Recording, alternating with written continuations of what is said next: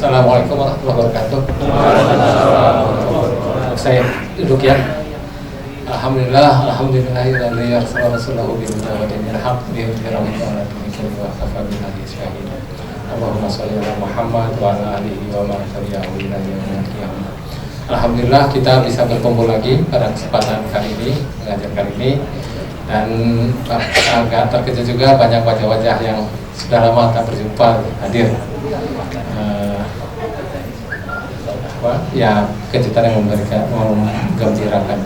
Alhamdulillah juga Mas Hermawan sudah hadir bersama kami. Silakan Mas Hermawan mengisi tempat di sini untuk menyampaikan materinya. Saya ingin menyampaikan sedikit pengantar saja. Pertama, beberapa orang mengatakan materinya kayaknya berat ya. Mungkin memang berat, mungkin. Tapi kan materi berat itu memang harus disampaikan juga oleh orang yang punya kapasitas kan gitu. Jadi mumpung yang menyampaikan Mas Hermawan ya kasih aja materi yang berat kan. Sekalian aja gitu.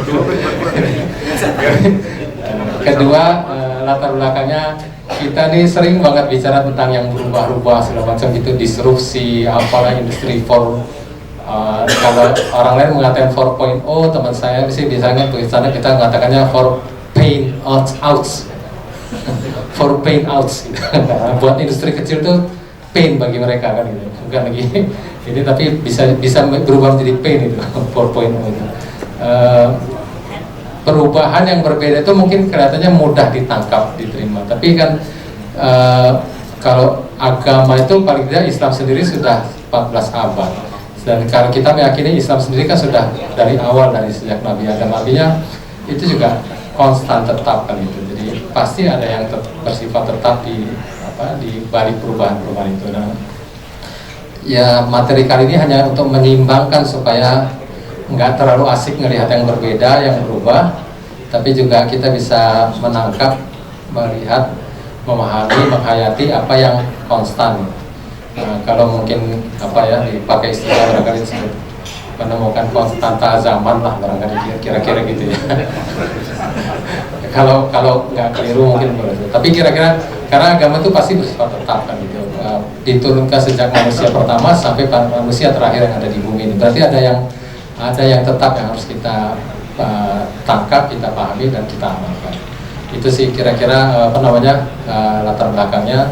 Kalau di dunia industri paling sederhana lah. Mau zaman barter sampai zaman milenial, fintech dan segala macam, ya kejujuran sih tetap kan gitu ya. Dari zaman barter. Kalau orang bekerja yang namanya integritas ya dari dulu sampai sekarang tetap diperlukan kan gitu. Tidak nggak mau industrinya industri zaman mekanik, mekanikal elektrik, mau zaman informatika, mau zaman pos informatika, tetap aja integritas kan berlaku. Jadi ya menemukan hal seperti inilah yang mungkin yang akan kita bahas pada malam ini. Silakan Mas Hara. Mudah-mudahan bisa memberi pencerahan bagi kita.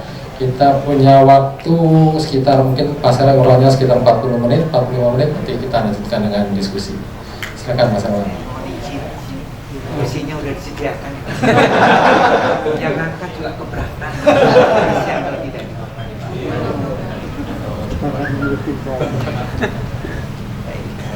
Assalamualaikum warahmatullahi wabarakatuh. Waalaikumsalam. Alhamdulillahirabbil alamin wassalatu wassalamu ala asrofil anbiya'i wal mursalin wa ala alihi washabihi ajmain. Wa qala Allah ta'ala fil Qur'anil Karim, a'udzu billahi minasyaitonir rajim. Falan tajida li sunnatillahi tabdila wa lan tajida li sunnatillahi tahwila. Baru kita baca ya, itu membuka diskusi kita yang diberi judul oleh panitia. Yang disampaikan pada saya adalah menemukan yang konstan dalam dinamika zaman. Saya sedang membaca 2 buku, mungkin juga akan mempengaruhi apa yang akan saya sampaikan. Buku yang pertama itu judulnya Robot Proof oleh Profesor Joseph Aoun, presiden dari Northeastern University. Baru diterbitkan oleh MIT Press tahun 2020 ini. Kemudian yang kedua, buku tentang peradaban ya, tentang peradaban oleh seorang rekan saya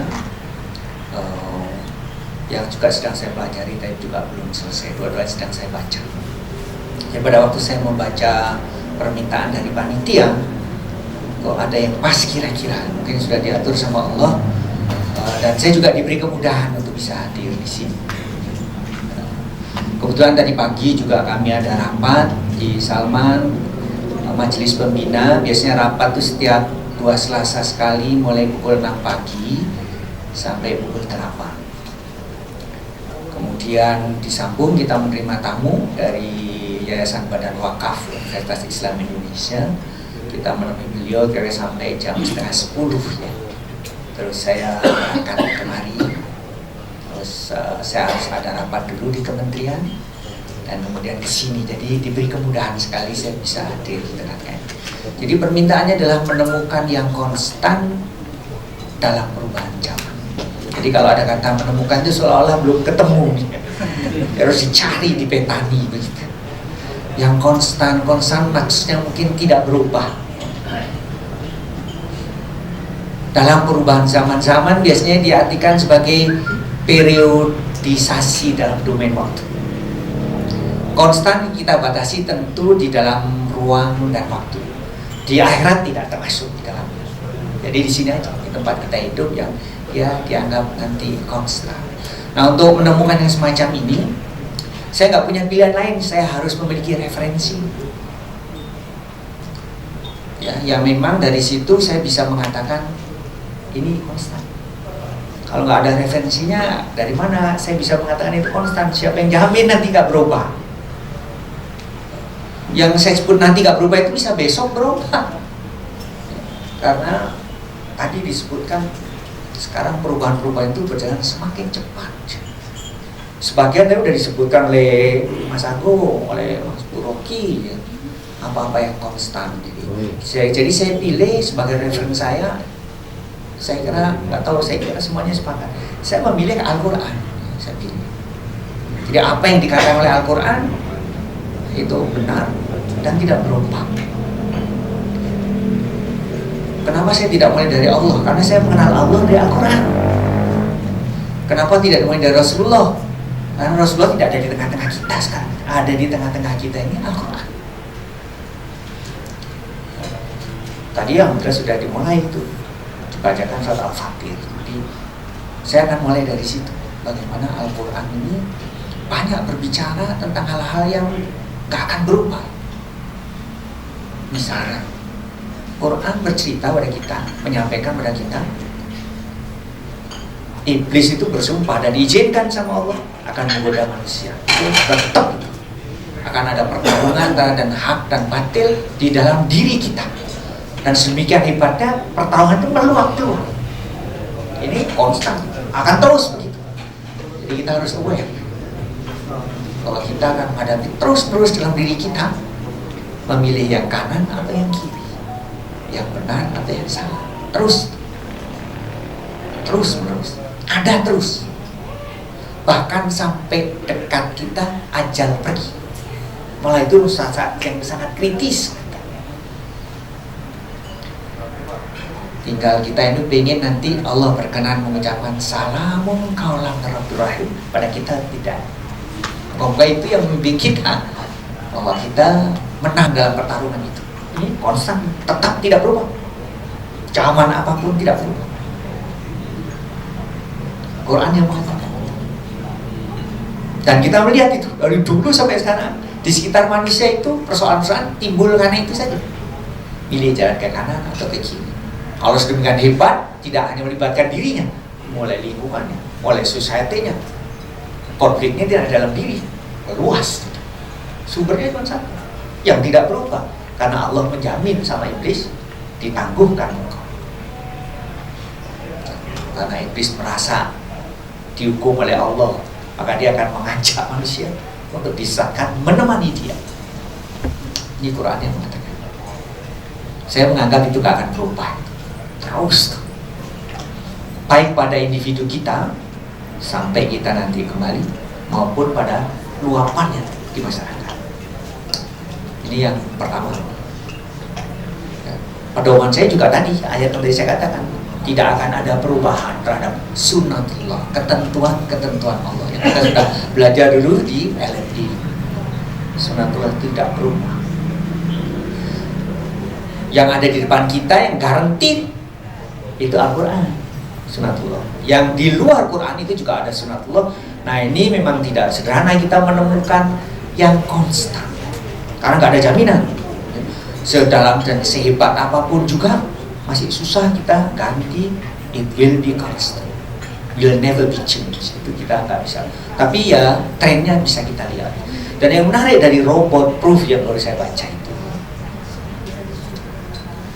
ini kan makin lama kita akan melihat kombinasi antara mesin, elektronik, dan artificial intelligence. Maaf ini termasuk mendiskusikan apa yang sedang hangat ya. Kalau tadi udah barangkali kita bosan, saya bilang so, makin silakan lihat, bisa di YouTube Boston Dynamics ya. Itu keluar lagi robot-robot yang luar biasa. Nah, alumni ITB ini katanya, kata World Economic Forum yang baru keluar report 2020, alumni ITB ini umumnya termasuk middle class. Dan middle class ini yang menyebabkan Indonesia itu ekonominya masih sustain karena jumlahnya besar sekali. Ya. Yang dikelompokkan middle class itu yang spending ya, diukurnya spending. Belanjanya per jiwa per bulan itu antara 1,2 sampai 6 juta rupiah. Jadi kalau keluarganya berlima, jadi antara 6 juta sampai 30 juta per bulan keluarga ini. Ini middle class.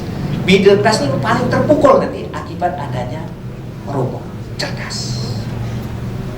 Kalau buat angka World Economic Forum itu angkanya sampai 52% job itu akan hilang. Ini belum ada hubungannya dengan sunnatullah tadi ya. Nah ini saya sebutkan. Nah Pak Yusef Aoun itu bilang untuk menghadapi situasi seperti itu ada 3 jenis literasi yang harus diajarkan pada anak-anak kita. Kita sudah dengar yang 2, yaitu yang disebut sebagai data literacy. Jadi tahu banyak soal data, mengolah data dan sebagainya. Yang kedua itu technological literacy.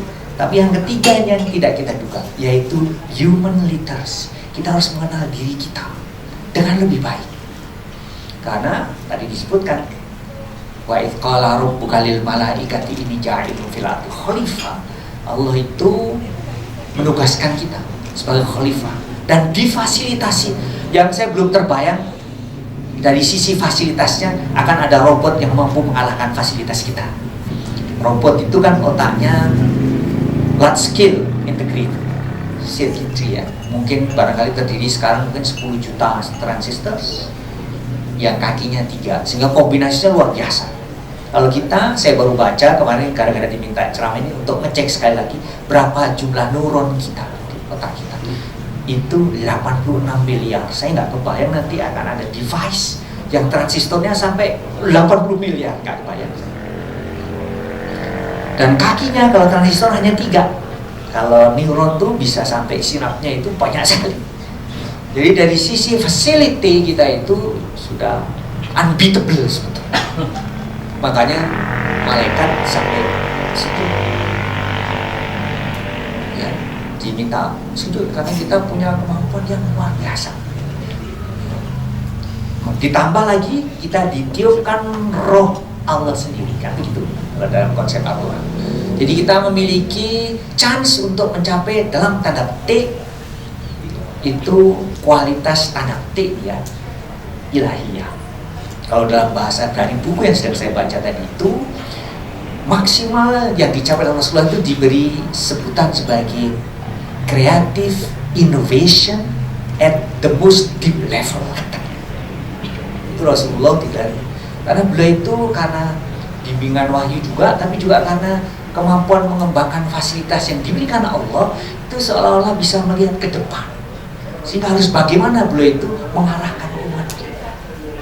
Itu yang dari buku yang saya baca. Seperti itu. Ya, mohon maaf karena saya sedang membaca, saya sangat terpengaruh sekali. Jadi ingin saya sampaikan. Jadi di samping memang yang well written dalam Al-Quran yang juga digaranti sama Allah, nggak akan berubah Quran itu. Ya, salah satu contoh yang dari buku yang saya baca itu menarik.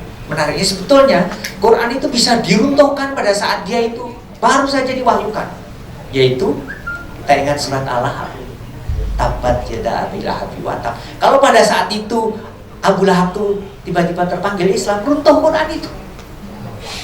Tapi tidak terjadi. Sebenarnya Abu Lahab bisa saja berstrategi pura-pura masih Islam, bisa runtuh. Ternyata tidak. Jadi nubuahnya benar ini. Ini salah satu contoh kecil saja di dalam buku yang saya baca. Jadi sangat penting kita mengenal diri kita, karena kita mau diberi fasilitas yang luar biasa. Jadi sebetulnya untuk mengalahkan robot itu tinggal kita mengembangkan potensial yang kita miliki yang unreplaceable by robot. Salah satu di antaranya ada creative imagination, tapi at the deep level. Sebetulnya kalau kita baca tentang bagaimana Allah itu memfasilitasi Adam, kan ada wa'allama Adamal asma'a kullaha. Jadi Allah itu mengajarkan, karena Allah mengajarkan pasti manusia diberi fasilitas untuk bisa belajar. Tapi belajar at the most and deep level. Kalau yang sekedar belajar itu ada machine learning sekarang. Kalau kita lihat ada black box. Kalau traditional programming itu ada data, ada program, keluar output. Kalau machine learning nggak begitu. Ada data, ada output, dia menghasilkan program. Jadi yang dihasilkan program, bukan lagi. Kalau yang tradisional dulu itu ada data, kita lalu program mengolah data, menghasilkan output. Kan begitu yang tradisional kita zaman saya itu masih traditional programming. Kalau sekarang sudah terbalik. Ada data, ada output yang dihasilkan program itu the next step menjadi begitu proses yang machine learning. Ya. Tapi manusia lebih dari itu. Kalau sudah pada puncak yang sangat tinggi, takbir itu dibuka. Ya, kita diberi contoh oleh Rasulullah SAW sendiri. Berbahagialah nanti misalnya yang menjelang ajal itu tahu siapa yang menjemput. Itu yang tembus di level. Dibuka takbir-takbirnya. Kan banyak kisah-kisah, ada jemaah Salman tuh. Ya. Tiba-tiba dia mempersiapkan segalanya, semua terheran-heran, ada apa? Pamit ke kiri kanan. Saya mau pulang kemana?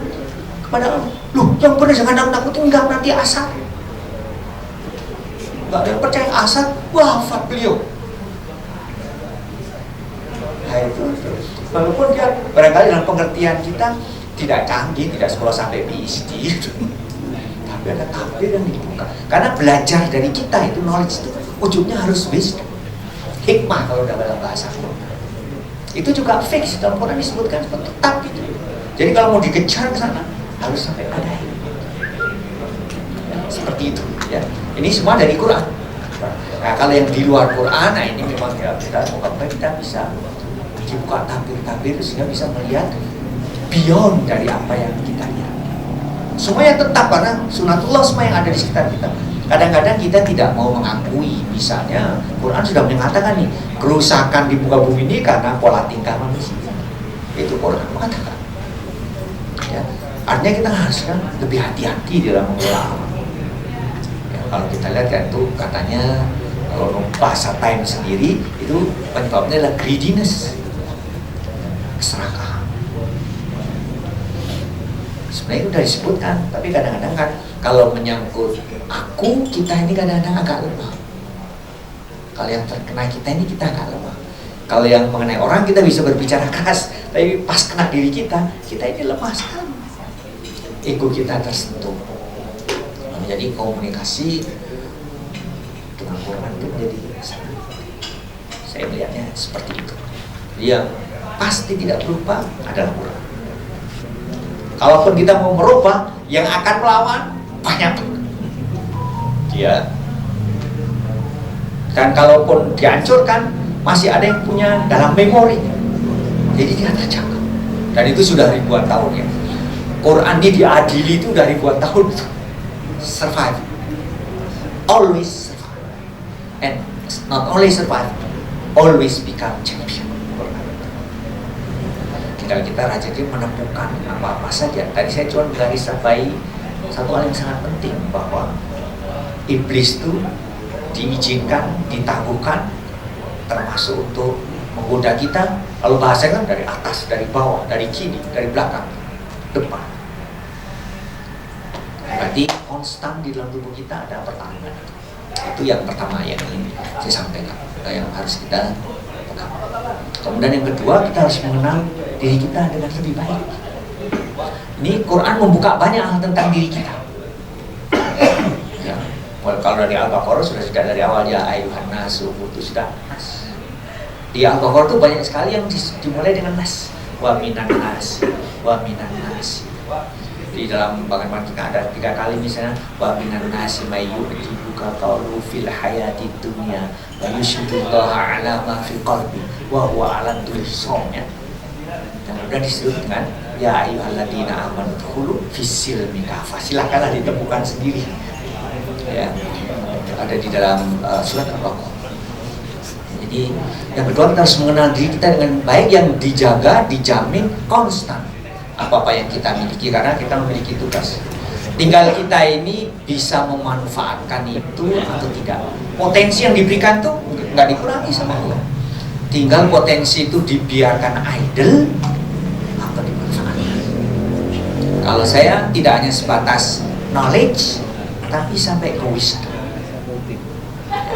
Jadi learning, getting knowledge, beyond that is wisdom. Harus ke sana. Wisdom itu artinya apa? Yang kita sampaikan itu adalah truth, yang benar. Kalau enggak ya menyesatkan, merusak. Padahal merusak itu termasuk sesuatu yang tadi disebutkan dalam rangkaian baminan nasi mayuji, bukan kalau fil hayat itu di situ ada merusak. Memang ditutup baminan nasi mayashri yatarutiha amardatillah. Wallahu raufum bil ibad. Tapi memang ada sekelompok manusia yang dia cari itu adalah jalan keridhaan Allah.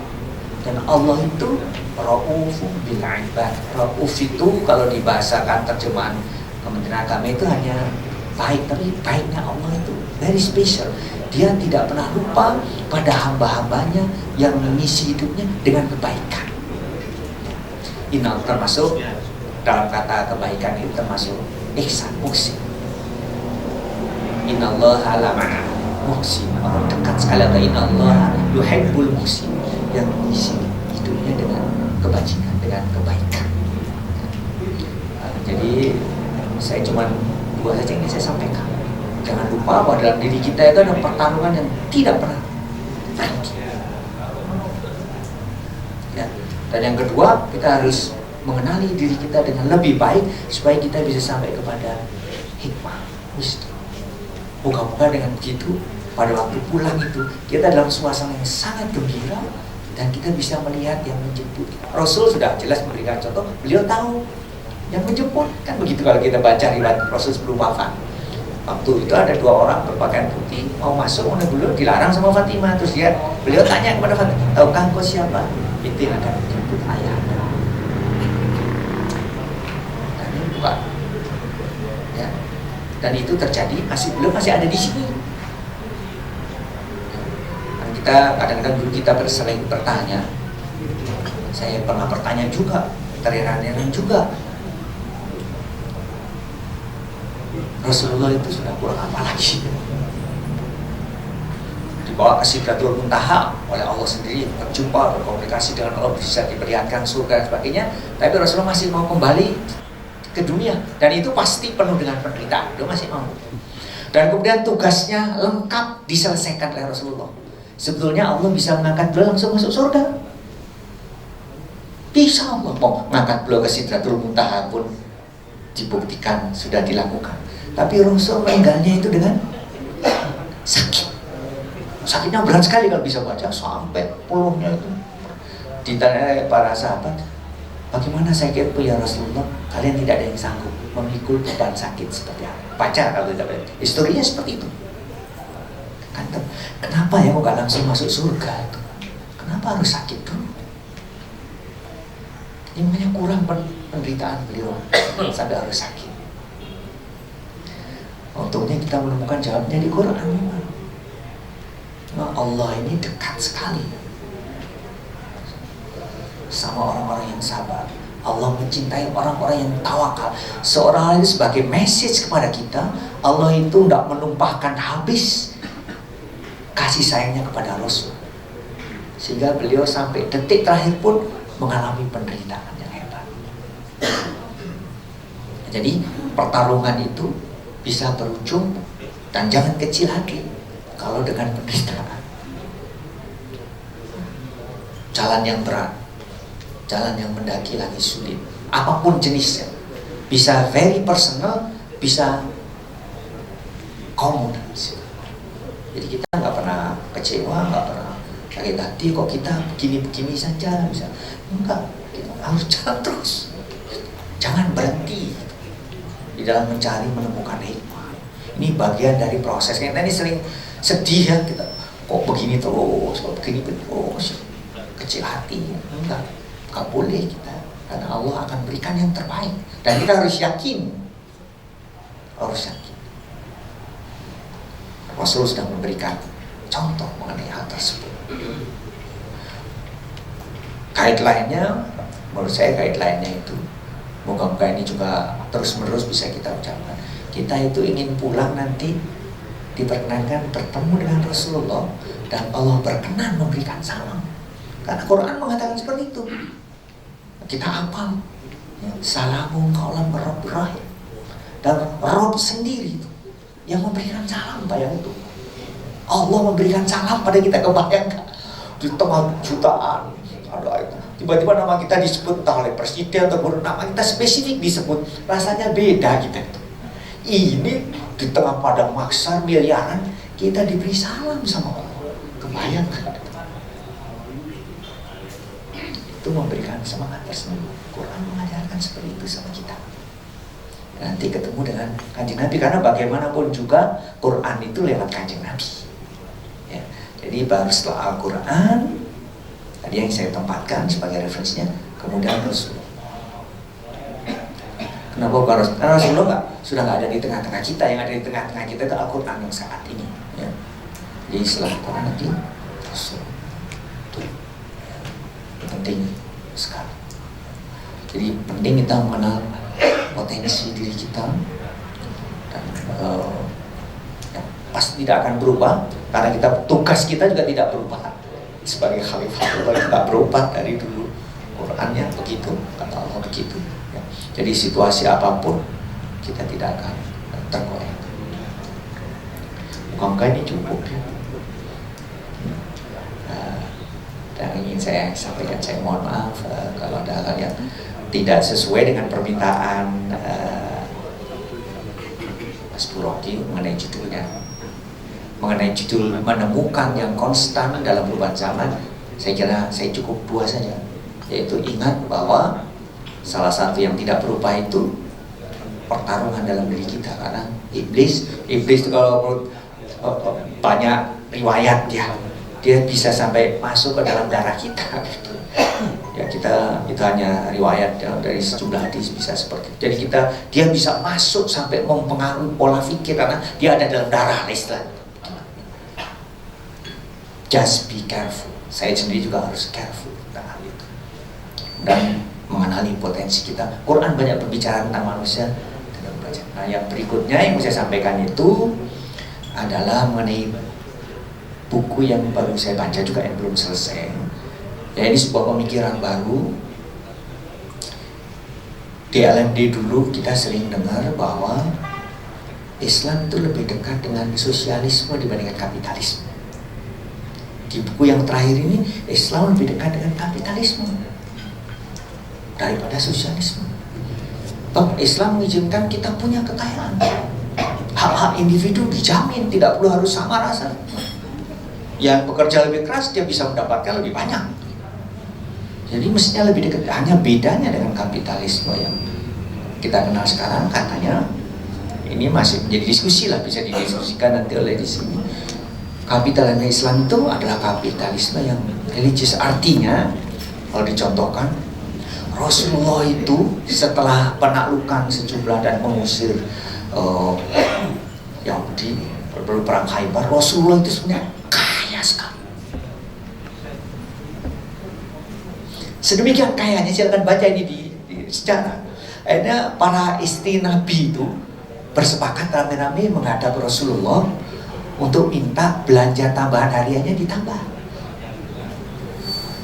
Mami tolong ditambah belanja hariannya, kok selama ini terlalu sederhana, padahal sekarang hartanya itu sudah harta di Baitul Mal ya, yang dikumpulkan dari ghanimah, lalu kebun-kebun yang tadinya dikuasai oleh para kafir yang kemudian ditaklukkan, itu masih dipakai. Ya, sahabat-sahabat yang tadinya kesulitan diberi oleh negara, oleh Rasulullah, hak-haknya itu semua tercantum dalam Quran, silakan dibaca. Ya, jadi sudah mulai hidupnya relatively getting better, sehingga istri Rasulullah itu pengen hidup lebih baik. Sampaikan pada Rasul. Rasul tidak seketika menjawab itu. Rasul menunggu bimbingan dari Allah. Bagaimana harus menjawab ini? Karena hidupnya memang berat sekali. Rasul sangat-sangat sederhana. Rasulullah itu sebenarnya kalau pada waktu itu beliau ini merubah pola dan gaya hidupnya, itu bisa, sangat bisa. Setelah berapa saat kemudian dijawab, permintaan kalian akan saya penuhi, tapi diceraikan. Kalau ingin tetap menjadi istri Rasul, tidak ada tambahan belanja. Silakan baca itu. Terkenal sekali. Tidak ada tambahan belanja. Ya, akhirnya ya semuanya istri Rasul semuanya pengen tetap dengan Rasul, dan masuk surga kan. Ya, tapi ya tidak ada tambahan. Dan kita tahu persis bagaimana Siti Fatimah hidupnya itu seperti apa, tahu lah kita seperti apa. Kan pernah Siti Fatimah ingin diberi tambahan pundak karena tangannya itu pekerjaan yang kasar. Tadi dikabulkan sama Rasul. Rasul bisa, karena sudah mulai mapan hidupnya. Penderitaan hebat itu kan di Mekah dan 1-2 tahun setelah di Madinah. Tapi setelah itu membaik sangat. Menjelang Rasulullah wafat itu sudah sangat kaya. Memang ada sebagian para peneliti yang mengatakan memang kekayaannya melalui ekonomi dibangun itu melalui ghanimah ya, karena penaklukan itu. Ini mungkin bisa menjadi pemikiran baru bagi kita. Itu buku yang sebenarnya referensinya banyak sekali. Tapi dia hanya sekedar menganalisa tentang politik dan ekonomi. Ini sedang saya baca karena alasannya sederhana. Buku ini mengatakan buktinya sudah sangat kuat peradaban Barat itu sedang declining. Sebenarnya indikasinya sangat sederhana. Pada waktu Donald Trump mengajukan tema kampanye membuat Amerika Let Make America Great Again, itu direspon sama rakyat, karena rakyat merasa memang sedang declining. Maka seruan itu disambut, ya, memang sedang declining. Dan kemudian muncul peradaban baru, Cina dan India. Nah, dari studi peradaban Cina dan India itu selalu dibarengi dengan peradaban Islam dalam sejarah. Sekarang kok Islam belum kelihatan, nggak ada tanda-tanda. Apa Islam ini sudah mati sebagai peradaban? Nah, ini kan kita malu nanti ketemu sama Rasul, gimana kita? Itu juga Al-Baqarah menyatakan tuh, wa kadzalika ja'alnakum ummatan wasatan litakunu syuhada 'alan nas wa alaikum syahid. Rasul itu menjadi saksi bagi umat lain nih loh. Umat yang beriman pada Quran itu memang patut menjadi teladan, bisa menjadi saksi, bisa mengadili konflik-konflik yang mendunia pada zamannya. Kalau itu bisa diwujudkan, lalu Rasul itu berkenan menjadi saksi bagi kita. Ya, jadi mestinya ada sesuatu yang menjadi sesuatu yang challenging untuk kita. Saya selalu bertanya, ini sudah nggak ada pun yang konstan ya. Ini saya laporkan aja dari bacaan ya, supaya kita bisa share. Moga-moga sama ini. Saya selalu bertanya, kok ada negara seperti Indonesia? Apa maksud Tuhan menciptakan negara seperti Indonesia? Saya bertanya, Indonesia ini dahsyat sekali, dahsyat banget negara kita. Terbang dari Sabang ke Merauke itu 8 jam, 9 jam. Saya terbang dari Jakarta ke Kansai ke Tokyo itu cuma 8 jam. Kayanya minta ampun Indonesia itu. very rich, very big. Jumlah pulaunya itu kalau data CIA tinggal Google ya, Google the numbers of islands in Indonesian archipelago, wah 12.000 CIA, 17.000 8. Tapi kan itu just a numbers, kadang-kadang nggak menggerakkan kita. Baru kalau kita diminta mengunjungi pulau-pulau dan tinggal sehari, ternyata 50 tahun baru selesai. Sehari aja tinggal 50 tahun. Dan itu saya pernah bertemu dengan Gubernur Maluku Utara setelah menjabat 2 kali hampir selesai. Jadi menjelang tahun ke-10 mau berakhir, itu saya ketemu dengan gubernur itu. Beliau itu sedih sekali karena jabatannya mau berakhir. Saya pikir, waduh, power syndrome mungkin ya. Bukan. Pak, saya ini sudah 10 tahun belum sempat semua pulau di wilayah saya kunjungi karena jumlahnya 4.000. 10 tahun cuma 3.650. Mungkin undang-undangnya harus dirubah nanti. Provinsi yang lebih dari 3.650 lebih dari 10 tahun ya. Jadi gubernurnya sudah bisa bukan. Itu Indonesia. Kayaknya minta ampun. Ada yang dicangkul tuh bukan tanah emas, bener ini. Dan yang sering kita abaikan, kita mengabaikan banyak hal. Termasuk negara kita itu kaya sekali dengan masalah. Tidak pernah habis masalah. Jadi saya ini bertanya, untuk apa Tuhan? Ini majority Muslim lagi. Untuk apa itu menciptakan negara kayak gini? Saya akan heran itu. Saya menemukan, kan saya boleh menemukan jawab sendiri berdasarkan apa yang saya lihat di Al-Quran. Boleh saja saya salah, tapi ini saya tawarkan jawabannya. Dan ini kan kalau kita mau tidak pernah ini, kita harus memiliki conviction ya, compassionate di dalam mencapai apa yang kita cita-citakan. Ya, saya menafsirkan negara kita itu memang dipersiapkan untuk memimpin dunia. Ya. Negara yang paling diverse itu negara kita. Bineka Tunggal Ika. Memimpin dunia itu harus bisa menghargai perbedaan. Yang paling dilatih secara complicated, sophisticated, sangat canggih untuk menangani kompleksitas dan diversity di dunia ini cuma Indonesia. Amerika itu jumlah bahasanya yang dipakai secara luas paling 4 atau 5. Itu pun sudah bertengkar terus soal ras, soal macam-macam. Cina paling banyak mungkin 50 bahasanya sukunya. Kita itu bahasanya itu ratusan. Ada di pedalaman di Papua itu bahasanya digunakan oleh 15 keluarga. Di luar keluarga itu nggak ada yang tahu, Mas. yang mengatakan rektor di Universitas Negeri Papua, seorang linguis itu, beliau seorang linguis lulusan Oxford, putra asli Papua. Beliau menyampaikan pada saya, ada Pak di sini bahasa hanya dipakai oleh 15 keluarga. Di luar itu nggak ada yang tahu. Jadi kalau keluarga yang tiba-tiba wafat semua, hilang bahasa itu. Kalau tidak dikodifikasi. Jadi kita memiliki seperti itu. Saya menafsirkannya, tinggal kita belum baca dengan waktunya. Apakah kiamat datang duluan? Apakah gitu? Dari studi sejarah juga begitu saya lihat. Saya lihat sejarah itu belum kebagian kita itu menggunakan Bineka Tunggal Ika, lalu didirikan oleh orang-orang yang sangat soleh negara kita, founding fathers kita yang memiliki visi ke depan yang luar biasa ya. Itu pasti ada maksud. Maksudnya menurut saya, kalau saya menafsirkan, kita itu ditunggu kehadirannya. Saya yakin seperti itu saya. Jadi saya semangat pokoknya. Jadi nanti kalau ditanya oleh Allah, ya Allah sudah pernah aku sampaikan. Jadi beban saya udah pindah. Nah, kalau tidak ya itu pokoknya saya sudah menyampaikan. Iya, saya sudah sampaikan ke para mahasiswa di setiap kesempatan. Kita punya tugas besar. Dan kita harus memiliki keyakinan, compassion ya. Seperti itu. Enggak, saya tidak pernah berpandangan negatif ya. Saya selalu optimis karena dilarang sama Allah untuk negatif, positif, untuk putus asa nggak boleh kita.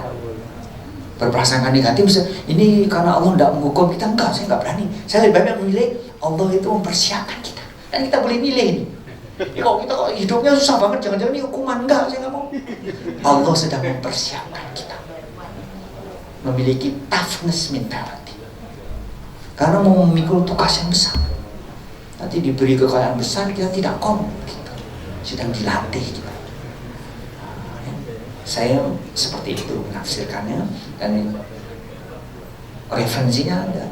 Tadi di Al-Baqarah yang saya bacakan itu, bahwa demikianlah kami jadikan engkau. Dalam Quran itu kan ada yang menyebut kita, memanggil kita very personal. Ya ayyuhalladzina amanu, itu very personal. Tapi yang menggunakan kata ummah, a community, a nation kan. Jadi kita pernah dipanggil juga sebagai ummah. Dan pada waktu dipanggil sebagai ummah itu ada tugasnya, yaitu menjadi judges, menyelesaikan sengketa antar bangsa. Dan probability sengketa antar bangsa itu dari waktu ke waktu makin gede, karena resources terbatas, penduduk berjumlah naik terus. Jadi perebutan resources itu sooner or later kalau tidak di manage dengan baik, diselesaikan dengan war. Nah ini harus jangan. Ini harus ada yang bisa menangani itu dengan adil, dengan berwibawa, dengan bermartabat. Menurut saya itu yang paling masuk akal itu Indonesia. Ya terserah kalau ada yang nggak apa-apa. Tapi saya. Dan kalaupun nanti saya ditanya sama Allah, ya Allah sudah pernah aku sampaikan di pengajian kalam. Yang hadir di sini itu sudah ditakdirkan mendengar. Ini masing-masing punya tanggung jawab dalam wilayahnya, mas. Enggak ditanya lebih, enggak. Wilayahnya masing-masing. Yang cuma bisa 1000 menyisihkan, ya 1000. Sudah selesai tanggung jawabnya. 1000 itu 1 jam, ya. Setiap jam 1000 kan sehari. Ada yang 1000 itu sehari sesuai dengan kapasitasnya. Ada yang menyumbangkan pemikiran, ya menuju ke arah sana. Resultannya jelas ke sana. Jadi kita ini modal dasar, kita NKRI ini modal dasar itu harus kita jaga, kita pelihara, karena kita yakin ini adalah vehicle yang diberikan oleh Allah Subhanahu Wa Taala. Ya, kita harus mengisinya. Tinggal kita berlomba dengan waktu, menggunakan semua kapasiti yang diberikan oleh Allah, yang jumlahnya sangat lebih dari cukup pasti, ya kan Allah Maha tahu. Bahkan faqadarahu takdir, semua udah ada ukurannya. Betapa kompleknya itu sudah sesuai. Tinggal kita melihat itu atau tidak. Kalau saya melihat itu, dan saya very positif. Saya tentu tidak berprasangka bahwa saya akan menikmati, enggak. Mungkin saya kalau bisa, tapi sudah saya sampaikan. Karena Rasulullah itu hanya menyampaikan. Saya menyampaikan apa yang sudah saya baca, apa yang saya yakini. Ada resource-nya, ada source-nya juga bisa saya pertanggungjawabkan. Ada Qurannya. Ya, tinggal terserah. Menerima boleh, tidak boleh, pikul sendiri nanti tanggung jawabnya ya. Nah, saya udah memberikan itu. Jadi kita tetap bisa apapun tetap bisa. Kalau itu diniati untuk itu, insya Allah bernilai ibadah. Dan moga-moga dengan begitu itu, moga-moga kalaupun belum pergi pun, moga-moga kita sempat dan diizinkan mimpi ketemu dengan Kanjeng Nabi. Kita niatnya mau ke sana. Itu harus kita hidupkan terus, itu yang seperti itu. Itu memberikan semangat. Tidak pernah kita kecil hati, bagaimanapun juga yang kita hadapi. Kita always optimis and always militant. Tidak boleh kenal sejarah. Begitu. Hanya dengan begitu kita bisa mengharapkannya. Dan saya berharap memang, jadi tolong saya diundang lagi kalau ada kalam ini ya. Kira-kira tahun 2420 kita ketemu lagi di sana. Lalu kita nengok ke bawah, rupanya ada titik yang percaya banget. Kalau di loop, wah Indonesia. Kita turut meletakkan itu. Maka pertemuan seperti ini di sana nanti, bayangan saya, kita nggak bisa khusyuk. Bolak-balik pintu digedor, malaikat ngirim jariah kita. Karena kita punya conviction dan kita bergerak ke sana. Harus tuh. Guru-guru kita ngajar itu sudah sepuh pun 90 tahun datang rapat itu. Saya melihat sendiri. Pak Latif Aziz itu 90 usianya datang dan disiplin sekali. Pasti beliau punya conviction, sebuah keyakinan. Beliau tidak menikmati, tapi beliau meletakkan, insya Allah itu bagian dari amal jariah orang tua yang bersama. Kita kan juga ingin punya amal jariah kan, harapan rahmat. Jadi saya ingin menutup, moga-moga Allah berkenan memberikan rahmat pada kita dan memberikan kesempatan kita dengan petunjuknya menyempurnakan tugas kita. Rabbana atina min ladunka rahmah wa hayyi' lana min amrina rasyada. Dan juga Allah berkenan menyempurnakan cahaya kita. Rabbana atmim lana nurana waghfir lana innaka ala kulli syai'in qadir. Jadi saya mencoba menerjemahkan doa ini karena Allah memperkenalkan dirinya itu sebagai Allahu nurus sama. Jadi kalbu yang bening itu menurut saya itu seperti intan yang terasah dengan kemiringan-kemiringan tertentu, sehingga cahaya yang masuk itu terjebak, nggak bisa keluar, dia terpantul. Jadi dia percaya, seolah-olah dia menjadi sumber cahaya. Karena dia menjadi sumber cahaya, dia membimbing menuju kepada sumber. Moga-moga kalbu kita bisa di situ. Robbana atmim lana nurana waghfir lana innaka ala kulli syai'in qadir. Rabbana atina fid dunya hasanah wa fil akhirati hasanah wa qina adzabannar. Billahi taufiq wal hidayah. Assalamualaikum warahmatullahi wabarakatuh.